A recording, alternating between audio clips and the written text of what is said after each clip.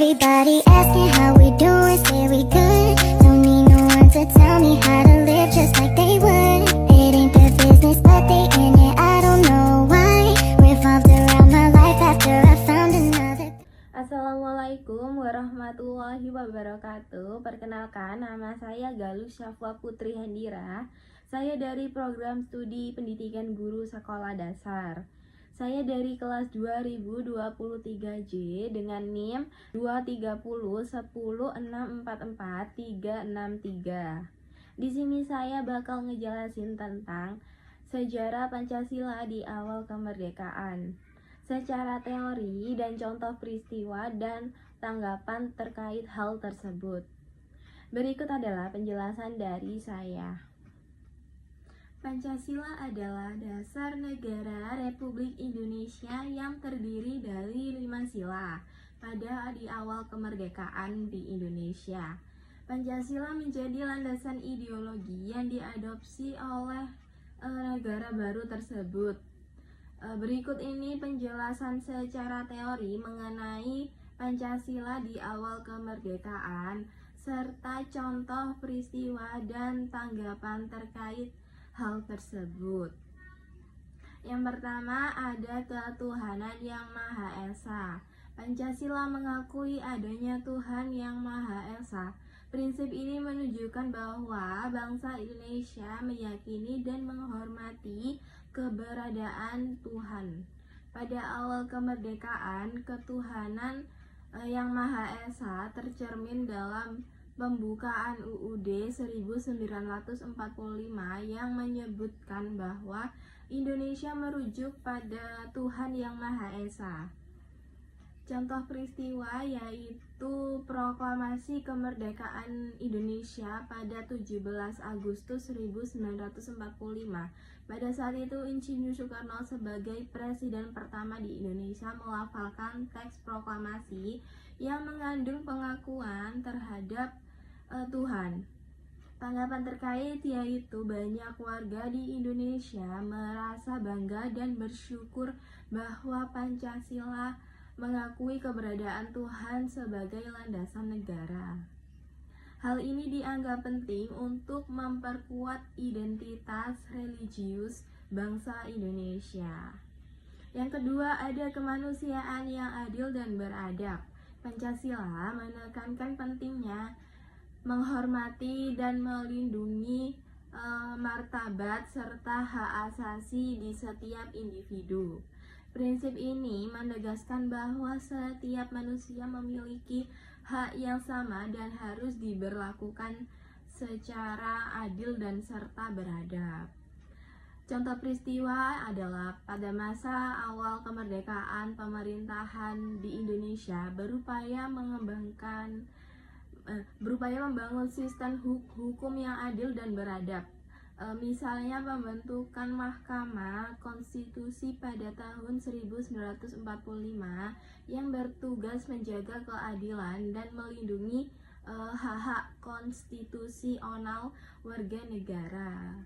Tanggapan terkait yaitu prinsip kemanusiaan yang adil dan beradab dianggap penting dalam menjaga keadilan sosial dan melindungi hak-hak asasi manusia. Hal ini menjadi dasar untuk pembentukan berbagai lembaga negara yang bertanggung jawab dalam melindungi hak-hak warga negara. Yang ketiga, ada Persatuan Indonesia.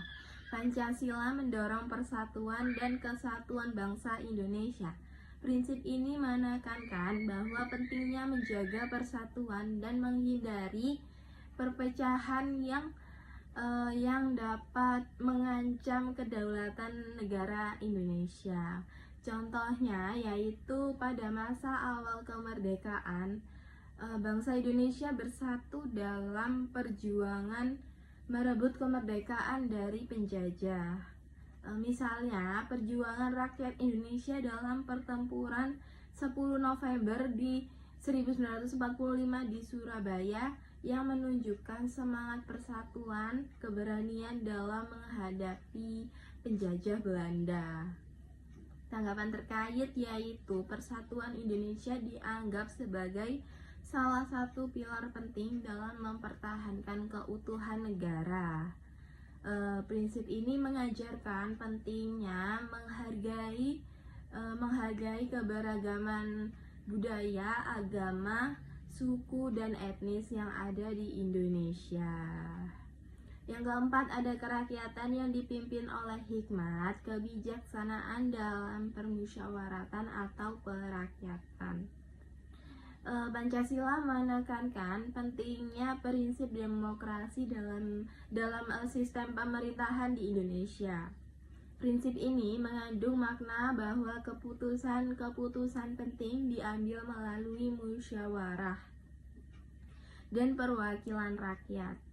Contoh peristiwa yaitu penyusun dan pengesahan Undang-Undang Dasar 1945 oleh Panitia 9 pada awal kemerdekaan merupakan contoh konkret penerapan prinsip kerakyatan yang dipimpin oleh hikmat, kebijaksanaan dalam permusyawaratan atau perwakilan. Tanggapan terkait yaitu prinsip dapat memberikan hak dan kewajiban kepada rakyat Indonesia untuk berpartisipasi dalam pembuatan keputusan yang berkaitan dengan pemerintahan. Hal ini mencerminkan semangat demokrasi dan tengah menjadi landasan bagi sistem pemerintahan di Indonesia.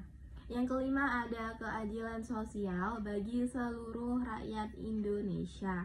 Pancasila menekankan pentingnya pembangunan yang adil dan merata, serta pemerataan kesempatan dan kesejahteraan bagi seluruh rakyat Indonesia. Prinsip ini mengajarkan perlunya mengatasi kesenjangan sosial dan ekonomi dalam masyarakat. Contoh peristiwa yaitu pada awal kemerdekaan, pemerintahan Indonesia berupaya mendorong pembangunan ekonomi yang inklusif dan berkeadilan. Misalnya melalui kebijakan agraria untuk mengatur kepemilikan tanah dan redistribusi tanah kepada petani yang kurang mampu. Tanggapan terkait yaitu prinsip keadilan sosial ini dianggap penting dalam membangun masyarakat yang adil dan merata. Pemerintahan dan masyarakat berkomitmen untuk mengurangi kesenjangan sosial ekonomi serta memberikan akses yang setara terhadap pendidikan, kesehatan, dan kesempatan kerja kepada seluruh rakyat Indonesia. Secara keseluruhan, Pancasila di awal kemerdekaan di Indonesia menjadi fondasi ideologi dan landasan negara yang mengatur berbagai aspek kehidupan sosial, politik, dan ekonomi. Prinsip-prinsip Pancasila tersebut mencerminkan semangat perjuangan bangsa Indonesia dalam mencapai kemerdekaan dan mengembangkan negara yang adil, demokrat, dan berkeadilan sosial. Sekian, terima kasih. Mohon maaf apabila ada kesalahan. Wassalamualaikum warahmatullahi wabarakatuh.